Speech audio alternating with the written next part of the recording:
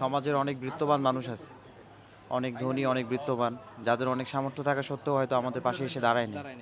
কিন্তু আপনারা যে দাঁড়াইছেন, মানে এটা আমরা আবেগ আপ্লুত। আপনার টাকাটা বড় কথা না, আপনি যে আমাদের দেখতে আসছেন এবং আমাদের পাশে এসে দাঁড়াইলেন, এটার জন্য আসলে কৃতজ্ঞতা এখান থেকে প্রকাশ করতেছি আপনাদের জন্য। আল্লাহ পাকের কাছে অশেষ অশেষ দোয়া। এবং আমি সেই সাথে সরকারকেও বলতে চাই যে আপনারাও দেখেন যে তারা আমাদেরই অংশ, হয়তো আমাদেরই পরিবারের অংশ। আল্লাহ পাক তাদেরকে এইভাবে সৃষ্টি করছে, তাদের একটা সঠিক যে পুনর্বাসন বারবার রাষ্ট্র থেকে বলা হয়, সেগুলো এখনও করা হচ্ছে না। তো উনি আমারই ভাই, আমারই মা, আমারই হয়তো বোন, তাদেরকেও যেন সঠিক একটা কাজে লাগানো যায়, সরকার যেন সেদিকে সুদৃষ্টি দেয় এটা বলি। এবং আমাদের আহতদের প্রতি যেন সরকার সুদৃষ্টি দেয়, এটাই কালবেলাকে আমি বলতে চাই।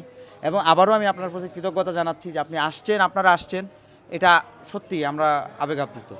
ধন্যবাদ আপনাদের। ওনাদের জন্য দোয়া করবেন। ফি আমানিল্লাহ। আমি তোমাদের জন্য দোয়া করি তোমরা সুস্থ হয়ে